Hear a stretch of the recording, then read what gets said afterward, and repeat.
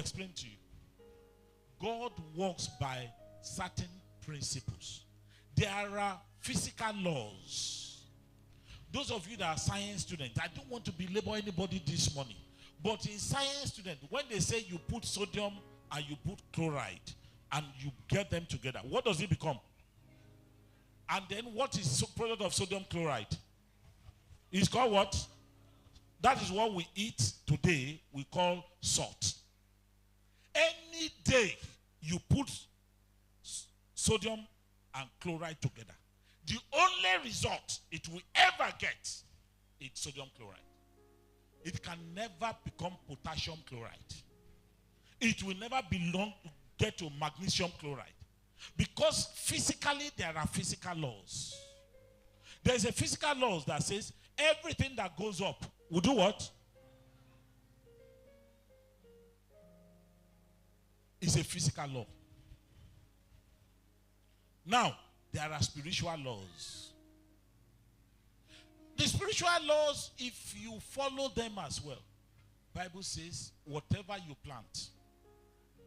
He said in the book of Genesis 8:1, the season for planting and for also getting a harvest. Will it ever cease?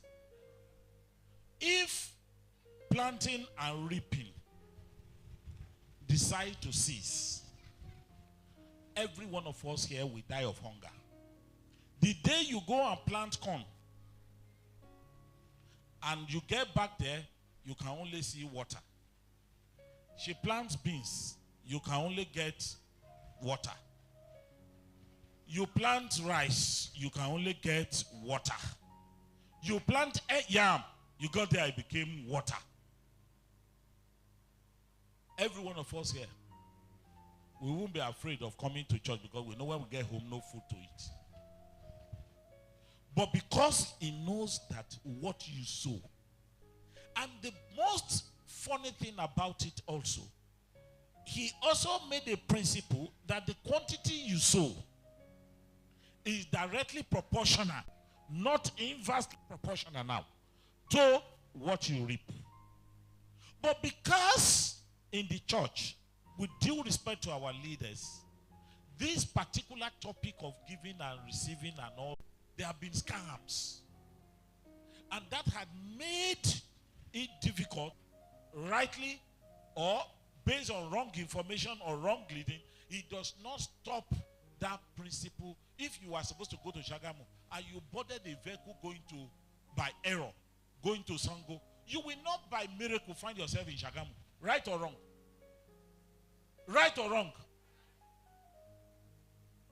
The truth of the matter is that become very frugal, very stingy, not helping your fellow brother, fellow sisters, not being generous at all.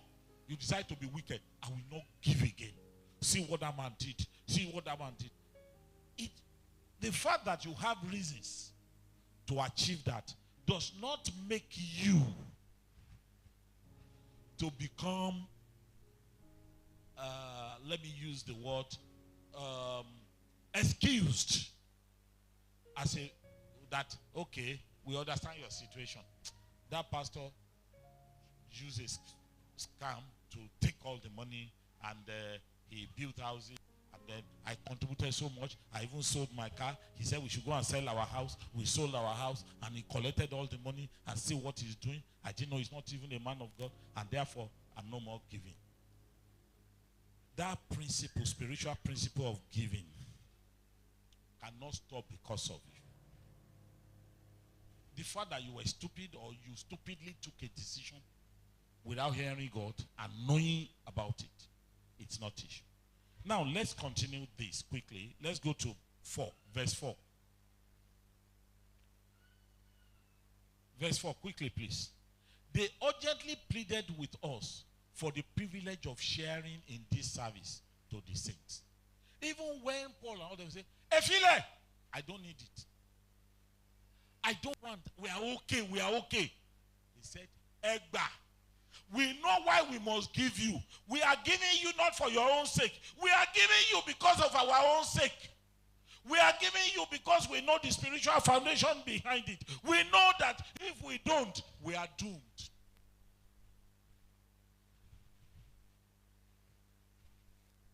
when I invited somewhere to give, to minister, or to do something, so people will bring envelope and they will say, take. I will ask myself, I thank God for the little I have. Why should I be collecting money from these people? They will come, they will say, Oga, Afiko baile yo. And then when I woke up, I look at the money. I will look a bit. They even need the money more than I do. But that is not the principle. The principle here is that they know that they are following a spiritual principle. When we went for the Adefe's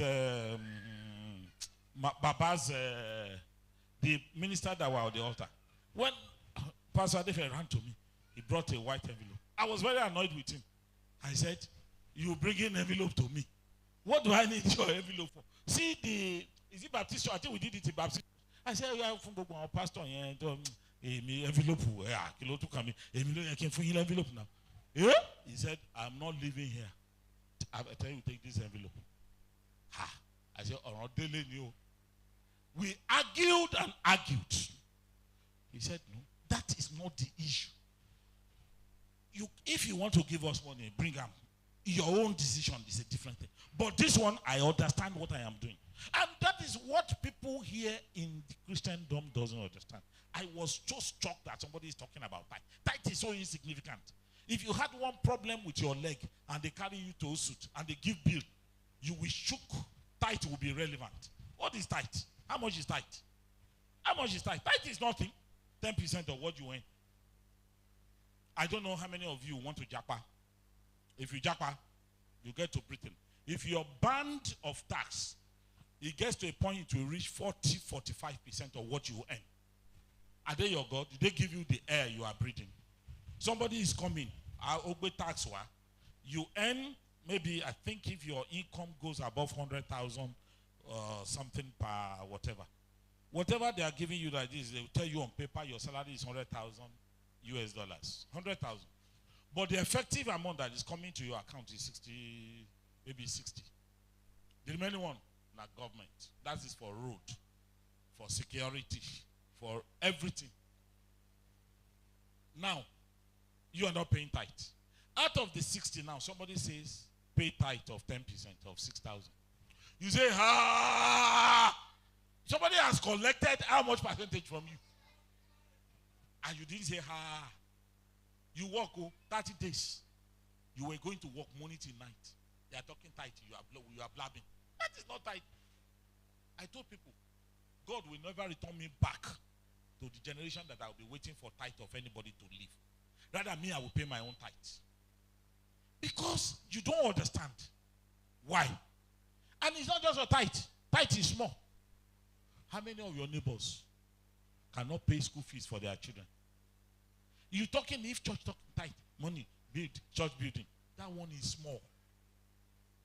When Jesus was talking, he said, as much as you do it for these ones, the most compassionate. I always say, why is Jesus a little wasteful? That was my opinion. Anywhere he's minister, after that he said he wants to feed them. Why is God feeding them?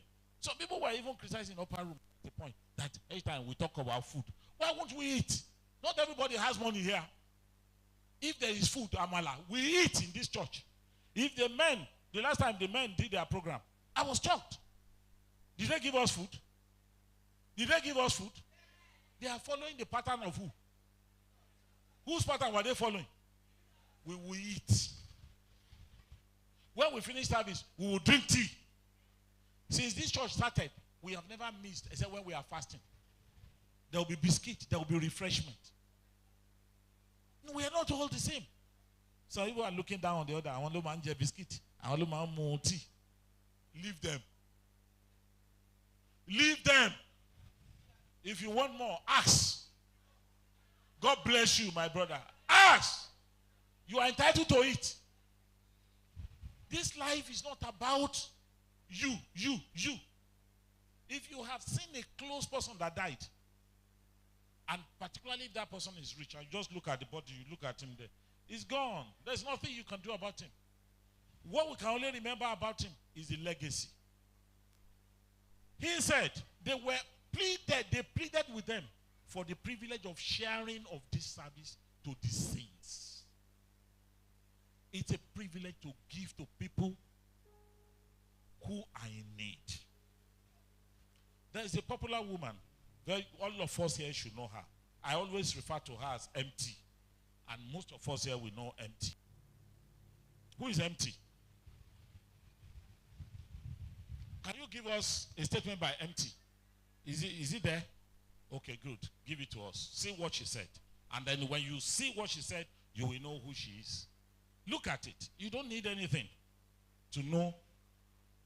Good. Love is the ultimate gift of ourselves to others. Who laid the example of that statement? Who gave the example of that statement? The Lord will bless you. Whatever you need in your life, heaven will answer you. Love is the ultimate gift of ourselves to others. Now, when we stop giving, we stop loving. When we stop loving, we stop growing. Unless we grow, we will never. Listen very well. This is Mother Teresa. If any of you have not studied the life of Mother Teresa, who is she? Who is Mother Teresa? Is she from which country? How well informed is this church? Have you ever heard of Mother Teresa before? Eh?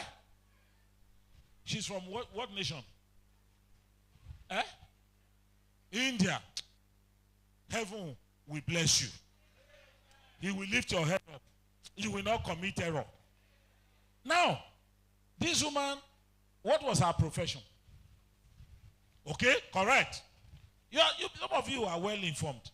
Then, how did she live her life? How did empty live her life? Please, go. We don't have time. We don't have time. We have to go. There's still Holy Communion. We are just introducing this topic this morning. I'm just talking blah, blah, blah, blah, blah, blah, blah, blah, blah. But in Bible study, we're going to go precept by precept, line by line. We're going to ask ourselves. And the question I ask myself every blessed moment of the day. Where come?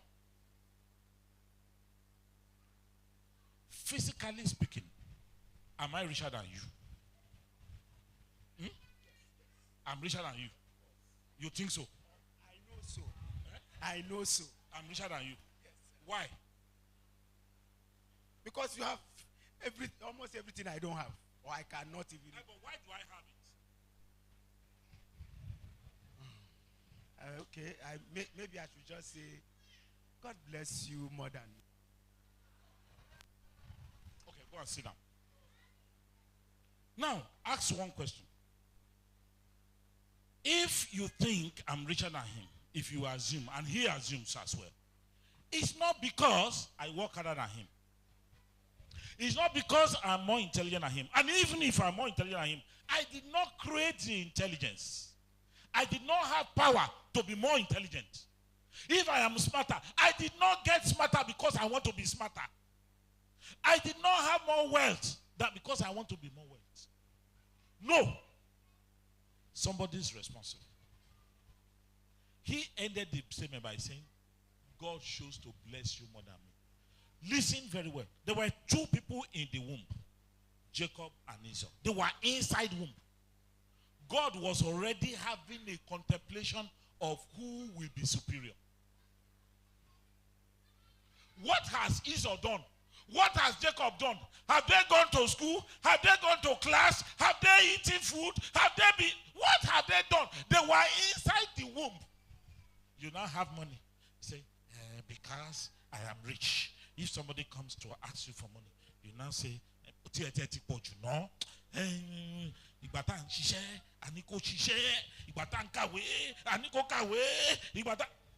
are messing up. Generosity, there are two types, concept of generosity.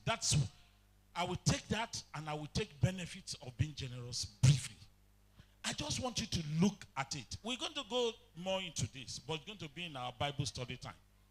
And you must learn that you have no choice about life if you want to make impact than to be generous. You have nobody will remember you There are still people in life today that people will say, if not for, if not for, if not for. Apostle Paul was documenting Macedonian churches. There were so many churches. What was said about them? What will be said about you? They made impact. They made him who he is. But there are two ways of being generous. You can be generous with one-handed generosity or open-handed generosity, open-heart generosity. You can be, you give, but deep within you, you are unhappy that you gave. You are giving unwillingly. You are giving. That's why the Bible described them. That oni didun, abi? Oni didun olore. Is that Yoruba, right? Oni didun olore. The way you give.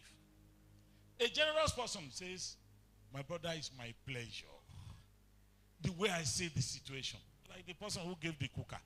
I said, why are you making my message today easy? God says, because I asked you to preach it. That's why it's so easy. Somebody just here go, give cooker. I told somebody, why must I give cooker? Why should I buy cooker and go and give to somebody? What's my business with her life? How do I know she needs cooker?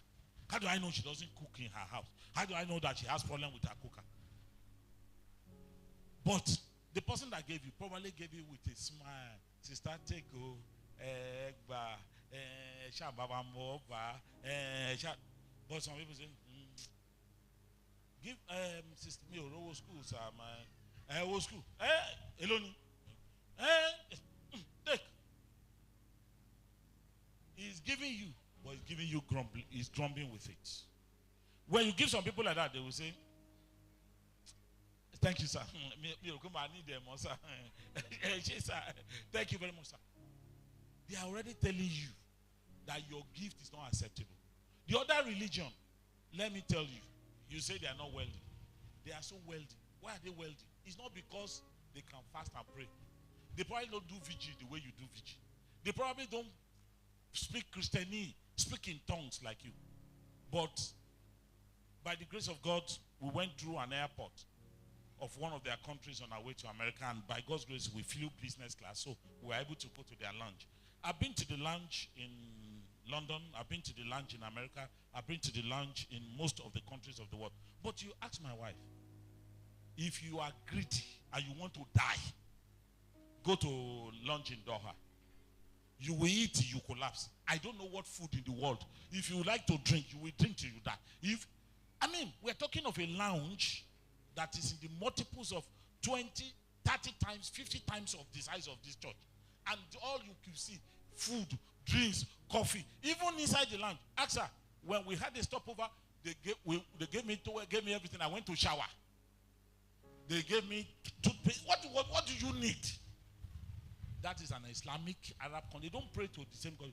But some of the Islamic people, the Muslims, they understand the principle. They follow the spiritual law. And God doesn't go against the spiritual law. They're asking you to give them, you are giving. They're asking you to give to your neighbor. Help your brothers. Help your sister. God cannot deny his principle. Give. It shall be what? We're not talking of trading. Some people are trading.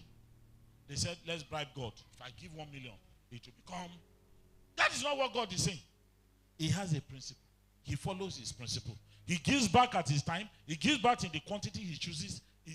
But we don't have all the time today. The second last thing I want to do to all of us, benefits. Americans started observing that these people that are generous, let's study their life. Let's study how long they live. Let's study everything about this generous group of people. When we traveled, we saw our chipper. We went to one of the people that chips for us, and the young man, well, he knows God, but maybe not the way you know him. And we were talking, and he said to me, do you know when I arrived US about 20 years ago, we could only suffer. All of us that came to US had no work. We didn't have the certificate that is relevant. I had to go to school. But no work, jobless. He said, do you know why churches in America are rich? I said, I don't know. He said, they've got to be rich. I said, why are they rich? He said, they cannot but be rich. I said, okay, what happened?